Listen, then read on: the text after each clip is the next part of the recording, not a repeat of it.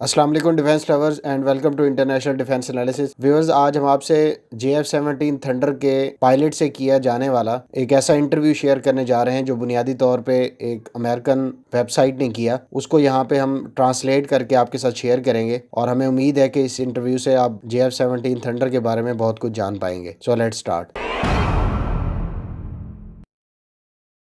JF-17 thunder के pilot से जो पहला सवाल पूछा गया वो ये था कि आप बताएं JF-17 थंडर में वर्स्ट और बेस्ट चीज कौन सी है। पायलट का जवाब कुछ इस तरह से था। JF-17 थंडर की अगर बेस्ट थिंग्स की हम बात करें तो इसकी कंटिन्यूस अपग्रेड्स हैं। इन अपग्रेड्स में हम लोकल और चाइनीज वेपन्स के साथ साथ इलेक्ट्रॉनिक काउंटर मेजर्स सूट्स और स्टैंड ऑफ कैपेबिलिटीज वक्त के साथ साथ इंटीग्रेट कर रहे हैं, जैसा कि ग्राउंड अटैक के लिए REKs यानी रेंज एक्सटेंशन किट से लैस मुख्तलिफ प्रिसीशन गाइडेड मिनिशंस हैं, जबकि CM-400 हाइपरसोनिक मिसाइल, इसके अलावा C-802 एंटीशिप क्रूज मिसाइल इस जहाज की बेस्ट थिंग्स में शुमार होते हैं। जबकि वर्स्ट थिंग्स की अगर हम बात करें तो इसके limited beyond visual range missiles carry करने की सलाहियत है, यानी ये एक limited beyond visual range carry करने की सलाहियत का हामिल है। दूसरा सवाल जो JF-17 थंडर के पायलट से पूछा गया वो कुछ इस तरह से था कि आप मदरजा झेल 4 पॉइंट्स पर इस जहाज को कहां पे रेट करते हैं, जिसमें से पहला पॉइंट ये था कि ये सस्टेन टर्न रेट्स में इसकी स्टैंडिंग क्या है और इंस्टेंटेनियस टर्न रेट में ये जहाज कहां पे फॉल करता है। इसी तरह से हाई अल्फा और एक्सेलरेशन के पॉइंट ऑफ व्यू से अपना फीडबैक हमारे साथ शेयर करें। पायलट का ये कहना था कि एयर टू एयर कॉन्फ़िगरेशन में ये जेट एक ट्रीट टू फ्लाई है, क्योंकि ये जेट इस कॉन्फ़िगरेशन में बहुत ही खूबसूरत अंदाज से टर्न और रोल करने की सलाहियत का हामिल है। ताहम टैंक कॉन्फ़िगरेशन में यानी जब इसे फुल हैवी पेलोड के साथ लेके जाया जा रहा हो तो ये 30,000 फीट की बुलंदी से ऊपर मनूवरेबिलिटी में एक ट्रिकी एयरक्राफ्ट है। ताहम बिलो 30,000 पे इसकी परफॉर्मेंस बहुत अच्छी है। तीसरा सवाल कुछ इस तरह से था कि आपका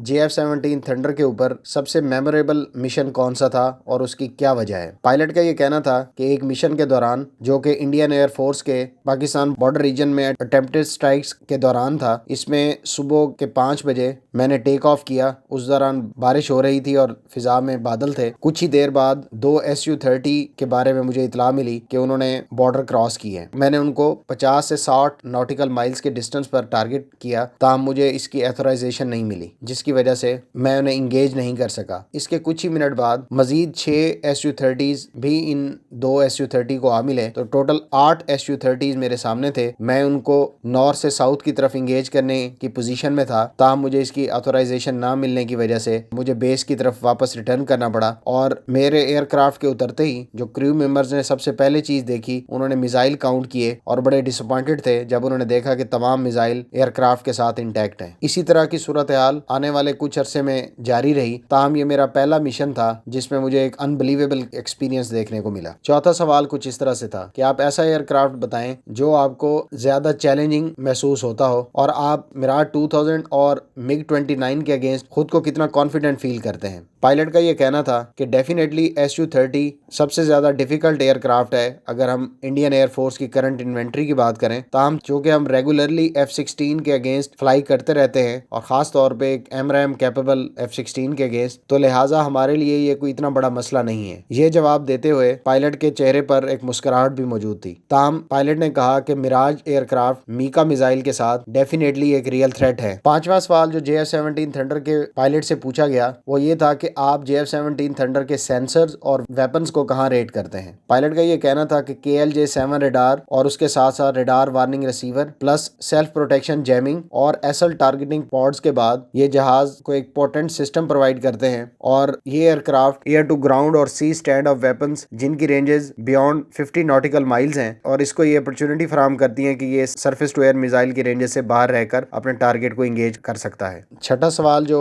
JF-17 थंडर के पायलट से पूछा गया वो ये था कि आप इस टाइप के अगेंस्ट जो दूसरे मुख्तलिफ एयरक्राफ्ट हैं, ट्रेनिंग के दौरान आपने JF-17 थंडर को कैसा पाया और इसमें सबसे चैलेंजिंग एयरक्राफ्ट कौन सा था। JF-17 थंडर के पायलट का ये कहना था कि इस कैटेगरी के अगेंस्ट हम लोगों ने F-16 ब्लॉक 52 मिराज और F-7P के साथ ट्रेनिंग के लिए हम फ्लाई करते रहते हैं। इसके अलावा टर्किश F-16 के अगेंस्ट भी फ्लाई करने का मौका मिला। चैलेंजिंग एयरक्राफ्ट की अगर बात की जाए तो F-16 MRAM के होते हुए नो डाउट एक चैलेंजिंग एयरक्राफ्ट है। सातवां सवाल जो JF-17 थंडर के पायलट से पूछा गया वो ये था कि आप JF-17 थंडर के कॉकपिट की वर्स्ट और बेस्ट थिंग बताएं। तो पायलट का ये कहना था कि अगर JF-17 थंडर के हम कॉकपिट की बेस्ट थिंग की बात करें तो इसका इसका कॉकपिट एक फुली डिजिटल कॉकपिट है जो हमें मल्टी फंक्शन डिस्प्ले प्रोवाइड करता है, जबकि वर्स्ट थिंग कोई नहीं है।